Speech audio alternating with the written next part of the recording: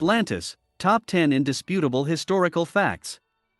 1. Atlantis, as a state, is mentioned for the first and only time in Plato's works Timaeus and Critias.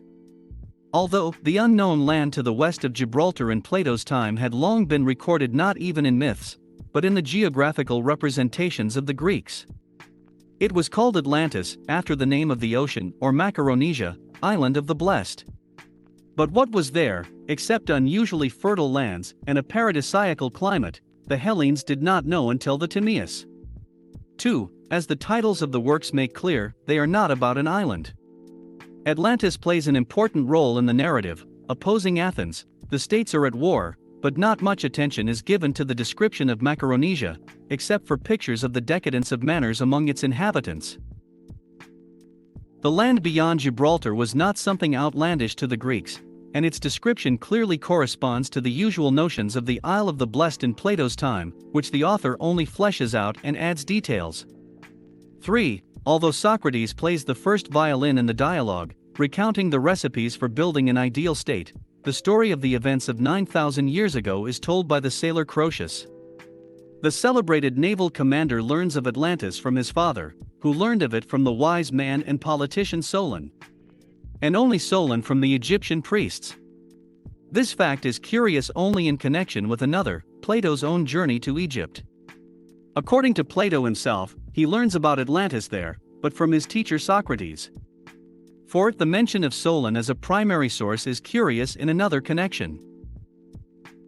There is not the slightest hint in the dialogues that the sensational Athens has existed thousands of years longer than its inhabitants think. Information conveyed by him could have been secret from the point of view of the Egyptians or from the point of view of the Greeks Solon, Critias, Socrates. On the other hand, Atlantis, the Greeks in any case assumed that there was an island beyond Gibraltar.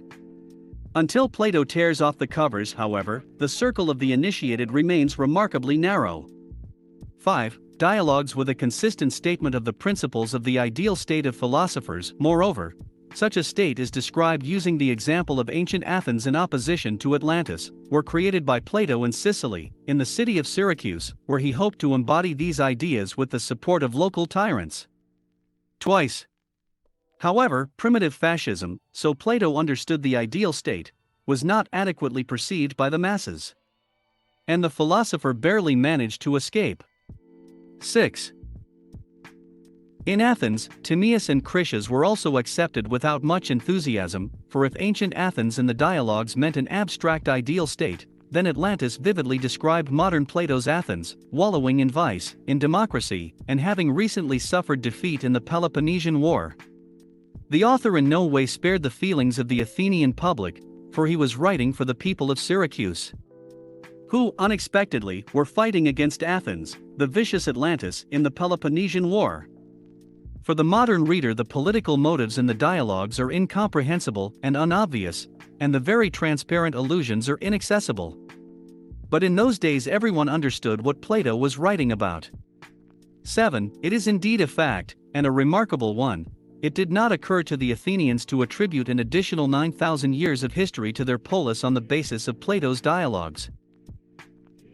During the author's lifetime and another generation later, until the Timaeus and Critias lost their relevance, and were no longer perceived exclusively as political pamphlets, which they were. This is also an undeniable fact. The question of the reality of the events described in these works did not even arise. 8. By the way, according to the original source, Atlantis does not fall under the definition of prehistoric civilization because it is young compared to Egypt. Moreover, the priests explicitly say so to Solon. But Plato had nothing to do with it. He was only guided by the figure accepted in his day. Herodotus estimated the age of the Egyptian civilization at 13,500 years. So it would be 16,000 years old now, if radiocarbon analysis of the finds had not indicated otherwise. 9. Plato's best disciple, Aristotle, considered Atlantis, and even more broadly Macaronesia, a fiction. However, when the dust of the Peloponnesian confusion finally settled, curiosity was piqued, and the question finally arose. Inspection showed that the Egyptian priests could not tell Solon anything about the land west of the Pillars of Heracles because they were ignorant of the matter. Complete ignorance was also demonstrated by the inhabitants of Carthage, who sailed to those regions and also controlled the western Mediterranean at that time. According to Plato, the Atlantean colonies must have been located there, and the territory of their settlement 10. The myth of Atlantis emerges in the late Middle Ages.